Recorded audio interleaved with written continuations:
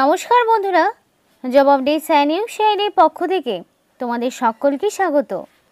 তো তোমাদের জন্য একটা গ্রেট নিউজ রয়েছে।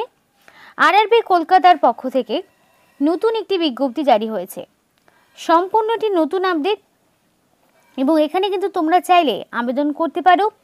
একাধিক শূন্য পদে তোমাদেরকে নিয়োগ করা হচ্ছে।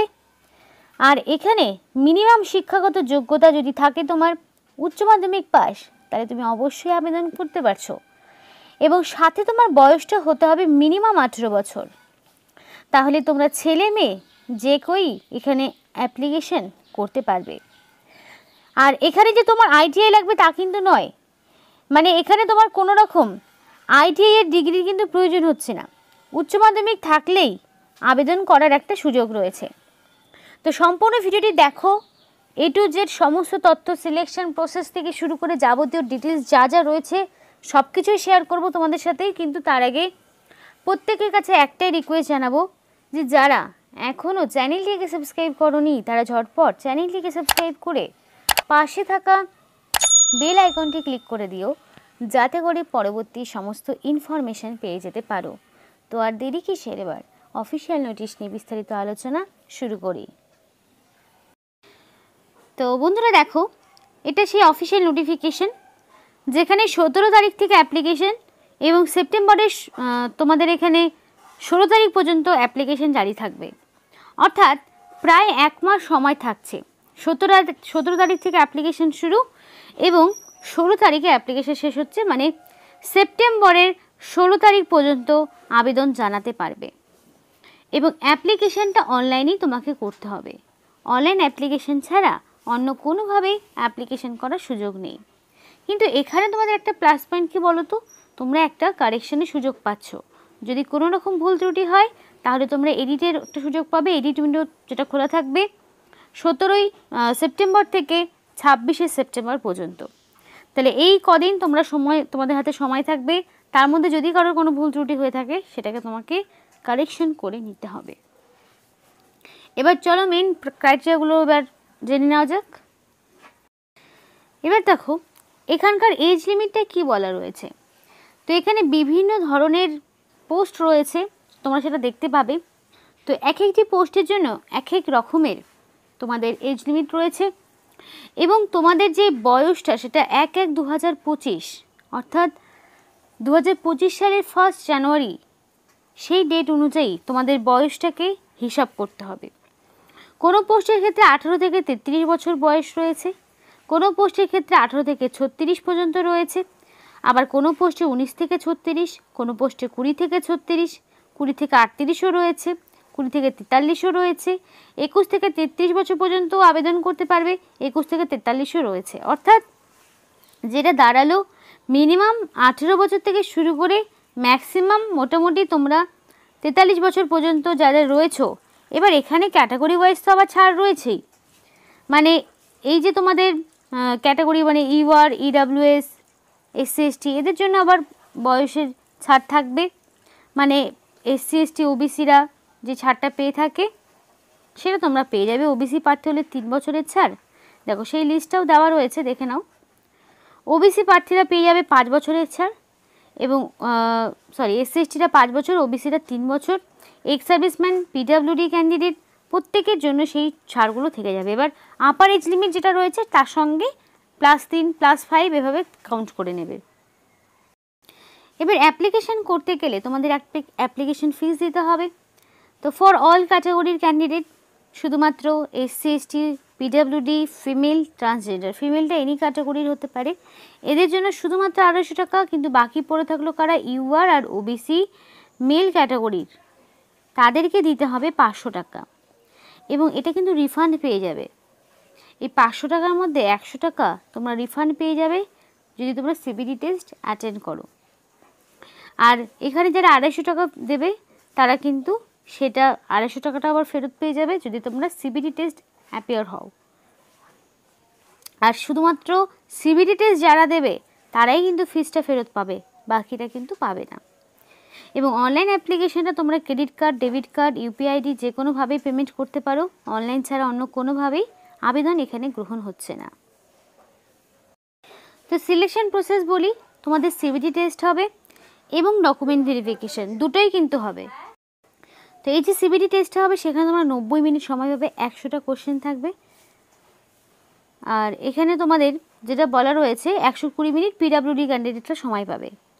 মাল্টিপল মানে অবজেক্টিভ টাইপের কোশ্চেন থাকবে, যেখানে পুরো সিলেবাসটাই দেওয়া রয়েছে। এই সিলেবাসটা যেটা দেওয়া রয়েছে সেখানে 100টা কোশ্চেন 100 নাম্বার থাকবে, এবং এখানে তোমাদের নেগেটিভ মার্কিংও থাকবে। 1/3 3টে ভুলের জন্য 1 নাম্বার কাটা যাবে। শর্টলিস্ট ক্যান্ডিডেটকে পরবর্তীতে ডকুমেন্ট ভেরিফিকেশনের জন্য ডাকা হবে, এবং মিনিমাম কোয়ালিফাইং মার্কস যেটা ইউআর আর ইডাব্লিউএস হলে মিনিমাম 40%, ওবিসি আর এসসি যদি হয় তাহলে 30%, এসটি হলে 25%। এইভাবে তোমাকে কিন্তু পার্সেন্টেজটা মিনিমাম পেতে হবে, নইলে ডকুমেন্ট ভেরিফিকেশান তোমাদের কিন্তু হবে না। এবং ডকুমেন্ট ভেরিফিকেশানের টাইপে সম্পূর্ণ অরিজিনাল ডকুমেন্টসগুলো নিয়ে যাবে, যেটা তোমার অনলাইন অ্যাপ্লিকেশন করার ক্ষেত্রে যেটা তোমরা আপলোড করছো। এবার তোমরা দেখো ওয়েস্ট বেঙ্গল থেকে যারা আবেদন করবে তারা অবশ্যই যেমন এখানে দুটো পেয়ে যাবে, একটা কলকাতা, মালদা। তো যে কোনো একটি আরআরবিতে গিয়ে অ্যাপ্লিকেশান করবে, একাধিকবার অ্যাপ্লিকেশান করবে না, তাহলে কী হবে, আলটিমেটলি সমস্ত অ্যাপ্লিকেশানই ক্যান্সেল হয়ে যাবে। ওয়েস্ট বেঙ্গল থেকে যারা আবেদন করতে পারবে তারা কিন্তু এখানে কলকাতায় বা মালদার যে আরআরবি রয়েছে সেইটাতে তোমরা গিয়ে চুজ করবে।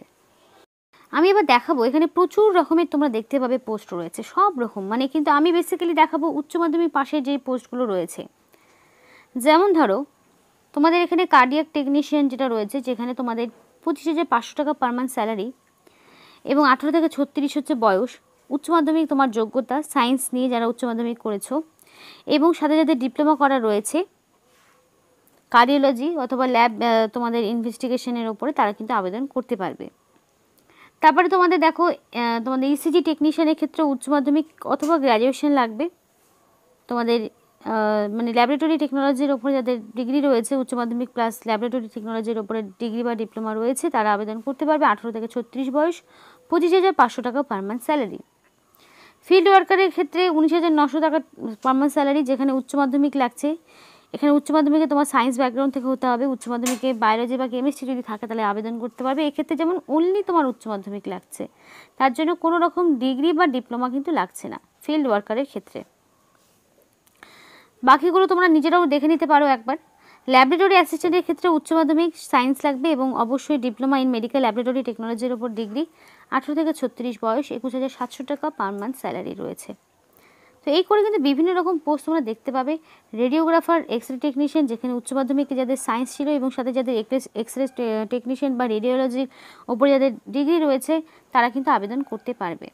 ফার্মাসিস্ট রয়েছে উচ্চ মাধ্যমিক সায়েন্স ব্যাকগ্রাউন্ড। তারপর তোমাদের এখানে কিন্তু বিভিন্ন রকম যোগ্যতা দেখতে পাবে তোমরা। এখানে বিএসসি ডিগ্রি যাদের হোম সায়েন্স বা যারা সায়েন্স দিয়ে গ্র্যাজুয়েশন করছো তারা আবেদন করতে পারছো। আবার এখানে অকুপেশনাল থেরাপিস্ট যেটা রয়েছে, সেখানে উচ্চ মাধ্যমিকে যাদের সায়েন্স ছিল এবং ডিগ্রি বা ডিপ্লোমা যাদের রয়েছে অকুপেশনাল থেরাপির ওপরে, তারা আবেদন করতে পারবে। তারপরে speech therapist, audiologist, speech therapist, বিভিন্ন রকম পোস্ট তোমরা দেখতে পাবে, এবং সেগুলো বিভিন্ন পোস্ট ওয়াইজ কিন্তু আলাদা আলাদা করে ভ্যাকেন্সিগুলো রয়েছে। মালদা থেকে দেখতে পাবে, মানে প্রত্যেকটি জায়গায় বেসিসে এখানে কিন্তু নিয়োগ করা হচ্ছে। নোটিফিকেশানটা বিশাল বড়, যেমন কলকাতার দেখে নাও ভ্যাকেন্সিগুলো, প্রত্যেকটি ক্যাটাগরির ক্যান্ডিডেটরাই কিন্তু আবেদন করতে পারবে, যেখানে টোটাল 19 ধরনের টোটাল পোস্ট রয়েছে। মালদার ক্ষেত্রেও প্রচুর রকমের কিন্তু পোস্ট তোমরা দেখতে পাবে, আমি তো সবগুলো বললাম না, তো এগুলোর জন্য তোমরা কিন্তু আবেদন চাইলে করতে পারো।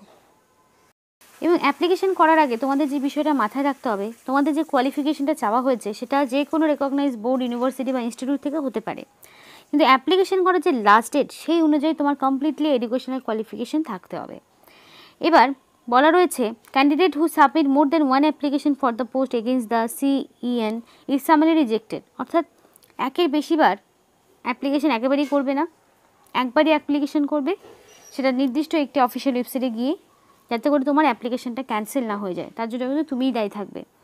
তো অবশ্যই অ্যাপ্লিকেশন করার সময় তোমাদের নিজেদের নাম, বাবার নাম, ডেট অফ বার্থ যা যা রয়েছে সেটা কিন্তু মাধ্যমিক পাশের সার্টিফিকেট অনুযায়ী যাতে ভ্যালিড থাকে, কারণ পরবর্তীতে যদি তোমার কোনো কারণে নেম চেঞ্জ হয়ে থাকে তার জন্য ভ্যালিড প্রুফ তোমাকে দেখাতে হবে অনলাইন অ্যাপ্লিকেশন করার ক্ষেত্রে। তো এই বিষয়গুলো একটু মাথায় রাখবে, ছোটো ছোটো বিষয়, কিন্তু ভুল হলে পারে কিন্তু আর সেই অ্যাপ্লিকেশন কোনো রকম ভ্যালিডেশন থাকে না। তো যেহেতু অ্যাপ্লিকেশন শুরু হয়নি, প্রসেস নিয়ে কিছু দেখাতে পারলাম না। যদি প্রসেসটা জানতে চাও তাহলে অবশ্যই কমেন্ট বক্সে কমেন্ট করো, নির্দিষ্ট সময়ের মধ্যে অ্যাপ্লিকেশন প্রসেসের ভিডিও তাহলে দেওয়া হবে। তো এই ছিল আজকে সম্পূর্ণ ভিডিও। ভালো লাগলে অবশ্যই লাইক এবং চ্যানেলটিকে সাবস্ক্রাইব করে আমাদেরকে সাপোর্ট করো এভাবেই। সাথে থেকো, পাশে থেকো, আর ভিডিওটি সম্পূর্ণ দেখার জন্য তোমাদের সকলকে অসংখ্য ধন্যবাদ।